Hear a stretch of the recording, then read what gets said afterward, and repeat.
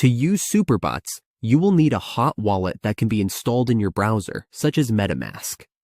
MetaMask has a secure and user-friendly browser extension that serves as your gateway to the Web3 world. It allows you to store your cryptocurrency and interact with decentralized apps like superbots. You can think of it as your digital wallet for blockchain transactions. To install MetaMask, you can visit the official MetaMask website and find a download link at the bottom of the page. Alternatively, you can search for it on the web and you will find a download link where you can choose your device and browser. Here are all the supported browsers, and we're going to install MetaMask on the browser that we have. If you don't already have a wallet, you will need to create a new one.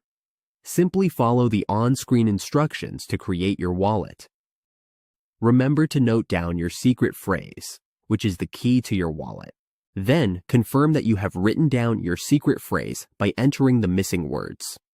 Once you've done that, you will have successfully set up your new wallet.